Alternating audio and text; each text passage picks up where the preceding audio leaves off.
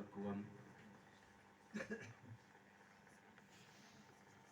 وقال الله تبارك وتعالى في مقام آخر وهدى ورحمة وبشرى للمسلمين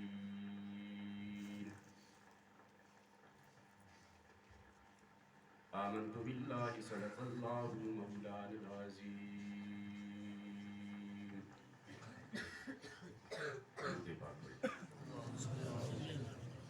اللهم صل على سيدنا ومولانا محمد وعلى آل سيدنا ومولانا محمد عبدك ورسولك.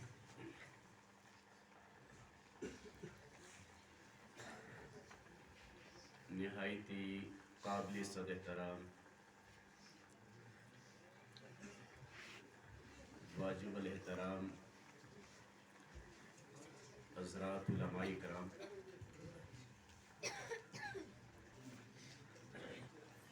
معززین علاقہ، معزز و محترم حاضرین، سامعین، مشکور اور ممنون ہوں اپنے برادر عزیز مولانا سعد ندیم صاحب کا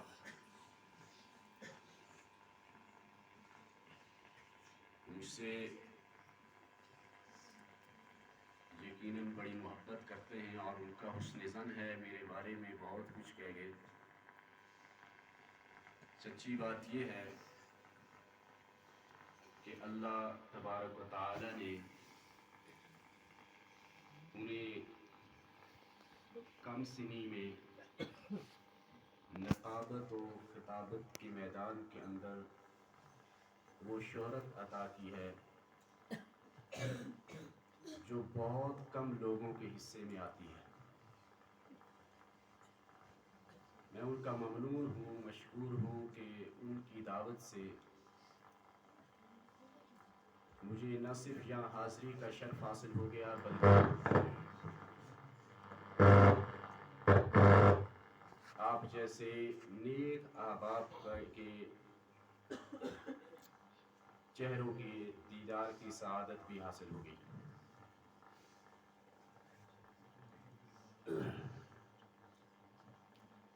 سامعین ذی وقار،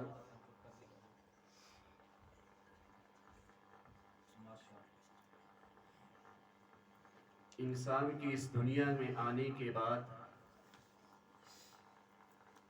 کسی انسان پر جو اللہ کا سب سے بڑا کرم اور انعام ہے،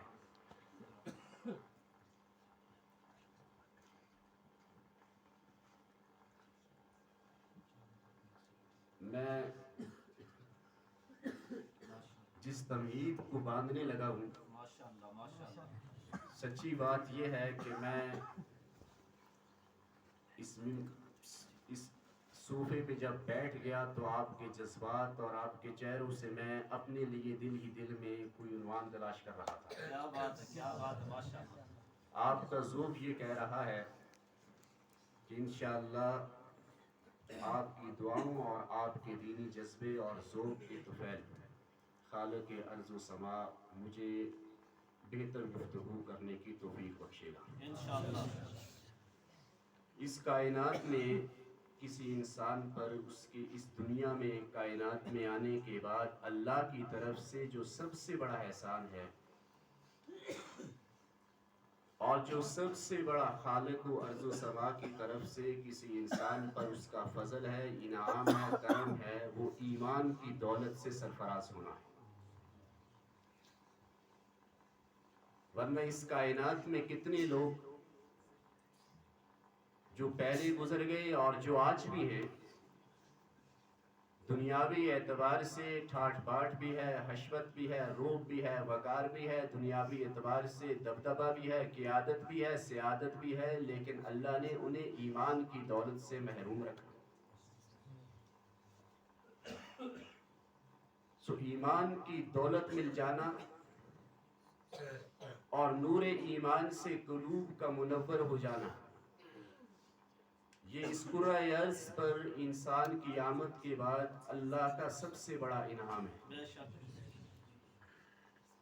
پھر میرے اور آپ کے لیے اس سے بھی بڑی نعمت اللہ کی طرف سے اور اس سے بھی بڑا فضل و کرم جو اللہ نے ہم پر کیا وہ یہ کیا کہ مجھے اور آپ کو اللہ نے امام الانبیاء صلی اللہ علیہ وسلم کی امت میں صاحب ایمان کر کے پیدا کیا۔ الحمدللہ۔ ایماندار ہونا، ایمان نصیب ہونا اور نبی رحمت جو مطلوب کائنات ہیں، جو مقصود کائنات ہیں، جو وجہ تخلیق کائنات ہیں، امام الانبیاء صلی اللہ علیہ وسلم کی امت کا فرد ہونا، یہ اس کائنات کی سب سے بڑی نعمت ہے۔ بے شک۔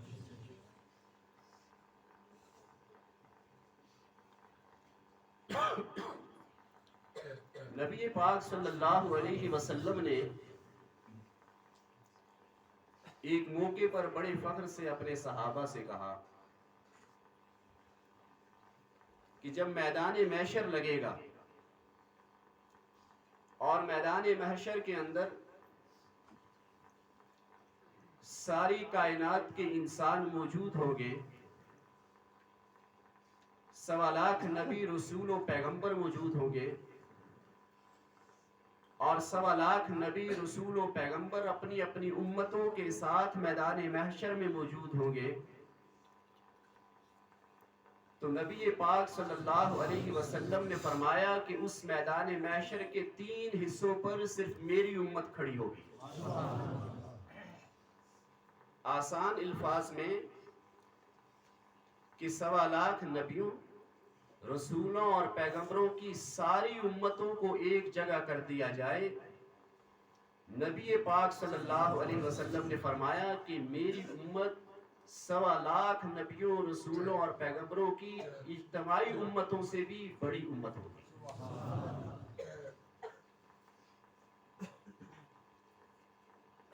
یہ اس لیے کہ اللہ نے چونکہ آپ کے سر پر ختم نبوت کا تاج رکھا، نہ صرف یہ کہ ختم نبوت کا تاج رکھا، بلکہ اللہ نے اپنے محبوب پیغمبر کو ایک ایسا زندہ و جاوید معجزہ بھی عطا کر دیا کلام مقدس کی صورت میں، جو قیامت کی صبح تک اپنی پوری آب و تاب کے ساتھ اسی طرح موجود رہے گا۔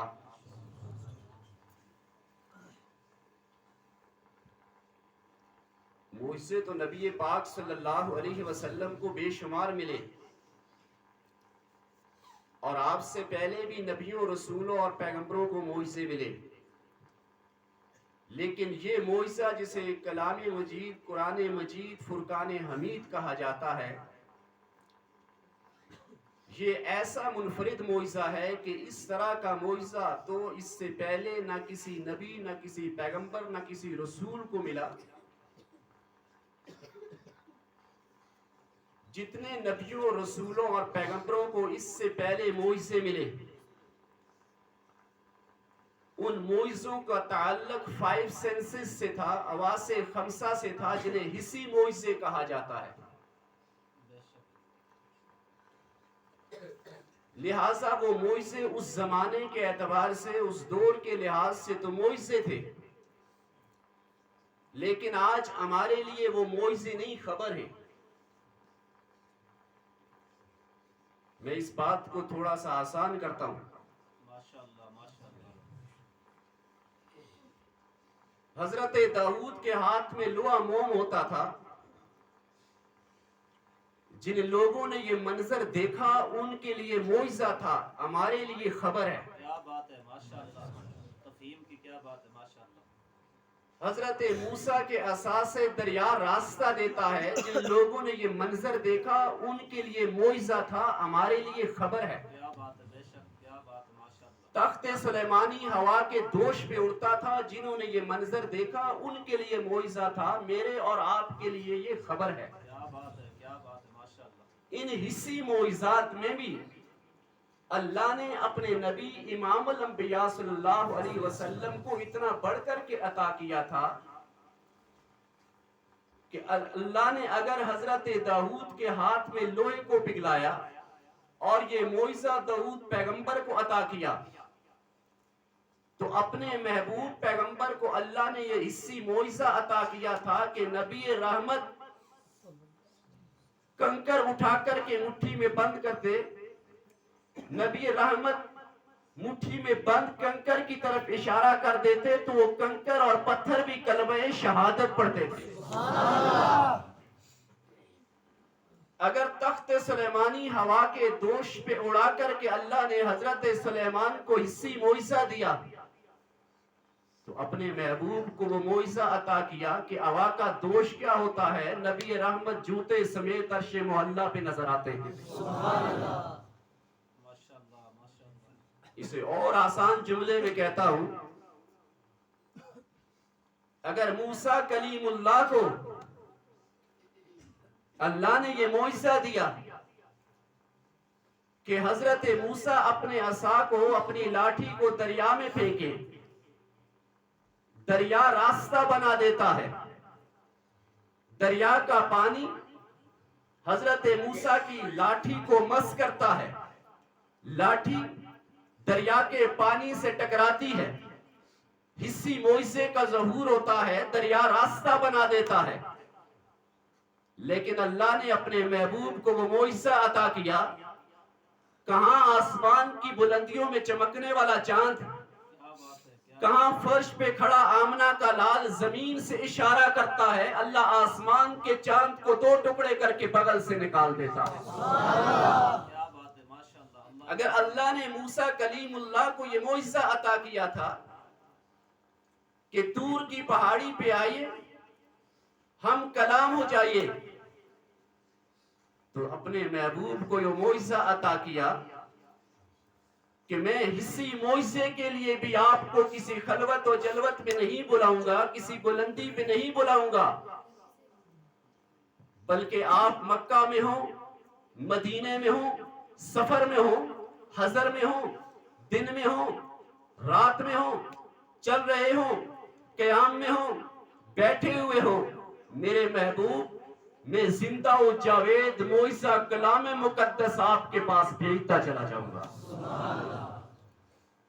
یہ جو معجزہ ہے کلام مقدس، اور اس سے پہلے جن معجزوں کا میں نے ذکر کیا، آپ ان سارے حصی معجزات کو دیکھیے، اس زمانے کے اعتبار سے وہ معجزے تھے، آج ہمارے لیے وہ خبر ہے۔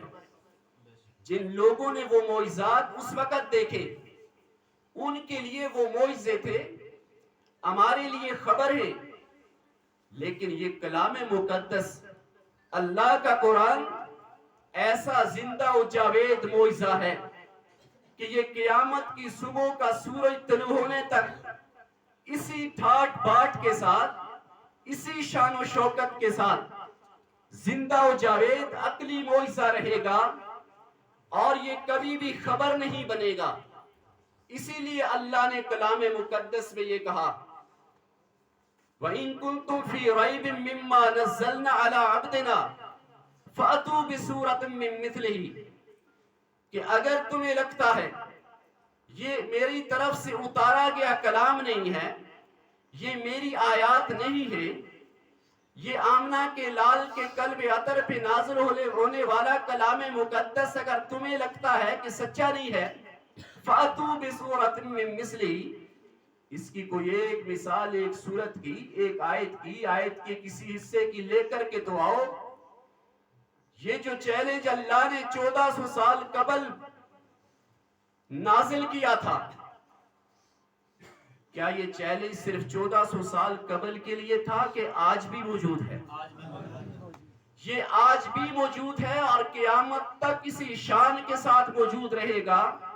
اللہ کے اس اعلان اور اس چیلنج کی موجودگی اس بات کو بتاتی ہے کہ نبی رحمت کے قلب عطر پر اترنے والا یہ کلام مقدس اور یہ معجزہ قرآن ایسا کامل و اکمل معجزہ ہے کہ یہ قیامت کی صبح تک اسی شان و شوکت کے ساتھ، اسی عظمت کے ساتھ، اسی فضیلت کے ساتھ، اسی بڑائی کے ساتھ، اسی وقار کے ساتھ، اسی تمکنت کے ساتھ، اسی روب و دبدبے کے ساتھ सच्चाई की इसी कुव्वत और ताकत के साथ मौजूद रहेगा और क़यामत की सुबह तक ये मोइज़ा कलाम मुकद्दस कभी भी खबर नहीं बनेगा, बल्कि हमेशा मोइज़ा ही रहेगा।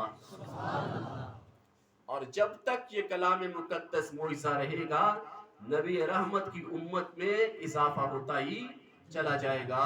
वो जहां पे मैंने तमहीद बांधी थी कि अल्लाह के नबी ने फरमाया, मुझे अपनी उम्मत के बड़ा होने पर फख्र है। सामीन ज़ी वक़ार, कलाम मुकद्दस कुरान मजीद हिदायत का mamba, central point, pivot point या मरकजी नुक्ता, जहां से हिदायत की आबशारें फूटती हैं। हिदायत का वो मंबा है जहां से असल में हिदायत के सारे चश्मे निकलते हैं। मैंने कलाम मुकद्दस की एक आयत का छोटा सा हिस्सा इब्तिदा में तिलावत किया, जिसमें कलाम मुकद्दस को इस तरह से बयान किया गया, हुदन व रहमतन व बुशरा। ये हिदायत भी है, रहमत भी है और बशारत भी है। कलाम मुकद्दस हिदायत है। सूरह बकरा के इब्तिदा में वो जो इब्तदाई आयात है, और आप में से भी ज्यादा आबाब को वो आयत करीमा याद है, ज़ालिकल किताब ला रैब फीह हुदल लिल मुत्तकीन। कुरान हिदायत है किसके लिए? मुत्तकीन के लिए। किसके लिए? मुत्तकीन के लिए। जरा बोलिएगा मेरे साथ, कुरान हिदायत है किसके लिए? मुत्तकीन के लिए। आज तो बड़ी अफसल रात है और ज़हीन नसीब हम खुदा की रज़ा के लिए बैठे हुए हैं, और यही लैलतुल क़द्र। जाग के बैठिए ज़ूक़ व शौक़ के साथ। कलाम मुकद्दस हिदायत है किसके लिए? मुत्तकीन के लिए। एक और मकाम पे कुरान कहता है हुदल लिन्नास। ये कुरान हिदायत है किसके लिए? लोगों के लिए। यहाँ कुरान कहता है कि अहले तकवा के लिए, मुत्तकीन के लिए, जो दिल में खुदा का खौफ रखते हैं, खशियत इलाही रखते हैं, अल्लाह का तकवा रखते हैं, डर रखते हैं, कुरान उनके लिए हिदायत है। और वहां कुरान कहता है कि कुरान आमतुन नास के लिए, आम लोगों के लिए, सारे इंसानों के लिए हिदायत है। आप जरा फर्क को समझिएगा। ये बड़े सहल आसान से अंदाज में इस फर्क को समझाऊंगा, और अगर आपको मैं बात समझा सका, आपको हिदायत के इस मानी को सुनकर के बड़ा लुत्फ आएगा। एक जगह कुरान कहता है कि यह हिदायत है मुत्तकीन के लिए, दूसरी जगह कुरान कहता है कुरान हिदायत है आमतुन नास के लिए, आम लोगों के लिए, सारे इंसानों के लिए। सारे इंसानों में यहूदी भी दाखिल है, सारे इंसानों में ईसाई भी दाखिल, सारे इंसानों में पारसी भी दाखिल, सारे इंसानों में सिख भी है, सारे इंसानों में तो हिंदू भी है। Without any discrimination of faith, ईमान और यकीन की तमीज के बगैर ही कुरान ने कहा ये कलाम मुकद्दस आमतुन नास के लिए, आम इंसानों के लिए हिदायत है, और उधर कानी मुत्तकीन के लिए हिदायत है। फर्क क्या है? मैं आपकी इस बस्ती की जामे मस्जिद में तकरीर या खिताब की गर्ज से आना चाहता था। मुझे रास्ते का पता नहीं, बस्ती का पता मालूम नहीं। मैं मुजफ्फराबाद से निकला, कोहाला से रास्ता पूछा। हमने कोहाला से जिस शख्स से इस बस्ती का नाम, पता या एड्रेस पूछा, उसने वहां खड़े खड़े आज हमें पता बताया, फला फला रास्ते पे जाएंगे, वो आखिरी स्टॉप फला जगह होगा, वहां से बस्ती का पूछिएगा।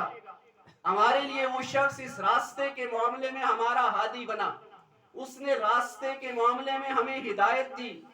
کہ اس راستے پہ جائیے گا، آپ کی منزل ہے۔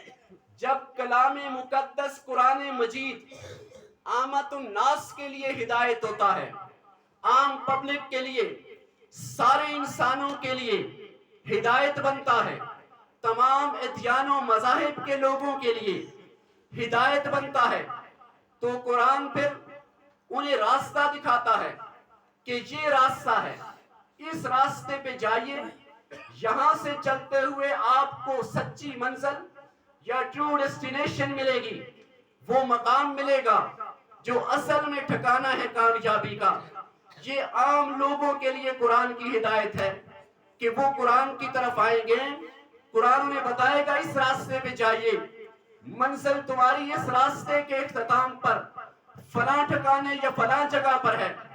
اب ذرا اسی مثال کو آسان کر کے، جب کلام مقدس اہل ایمان کے لیے، تقوی والوں کے لیے، متقین کے لیے ہدایت بنتا ہے، تو میں اگر وہاں کھڑے ہو کر کے جن صاحب سے ہم نے پتہ پوچھا تھا، وہ وہاں کھڑے کھڑے نہ بتاتے، بلکہ پوچھتے اچھا آپ نے فلاں بستی میں جانا ہے، آئیے ہاتھ مجھے دیجئے، میرا ہاتھ تھام لیتے، میرے ساتھ چلنا شروع کر دیتے، راستے میں موڑ آتے، کچے پکے راستے آتے، کئی اتار چڑھاؤ آتے، کئی پگڈنڈیاں آتی، کئی کھائیاں آتی، کئی ٹھوکریں آتی، چلتے چلے جاتے، میرا ہاتھ نہ چھوڑتے، سڑک کے کنارے اترتے، پیدل راستے پہ چلتے، میرا ہاتھ نہ چھوڑتے، بستی میں داخل ہوتے، میرا ہاتھ نہ چھوڑتے، مسجد کے دروازے پہ آتے، میرا ہاتھ تھامے رکھتے، مسجد سے اندر آتے، مجھے اس ہال میں پہنچا کر کے کہتے یہ آپ کی منزل ہے۔ جب کلام مقدس اہل تقوی کے لیے ہدایت ہوتا ہے، وہاں سے کھڑے کھڑے راستہ نہیں بتاتا، بلکہ پھر وہ ایمان والوں کی انگلی پکڑ لیتا ہے، انگلی پکڑ کر کے کلام مقدس ہادی بن کر ساتھ چلنا شروع کر دیتا ہے، چلتے چلتے اہل ایمان کو قرآن سیدھا جنت میں پہنچا کر کے چھوڑتا ہے۔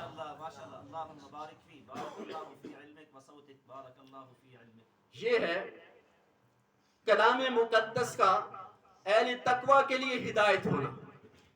اب اسے کلام مقدس تھوڑا سا اور ایلیبریٹ کرتا ہے، اس کی وضاحت کرتا ہے، اسے اور تھوڑا سا اس عنوان کو قرآن کھولتا ہے۔ کون ہے یہ اہل تقوی جنہیں ہماری در دولت سے ہدایت ملے گی؟ قرآن اس مضمون کو تھوڑا آسان کرتا ہے۔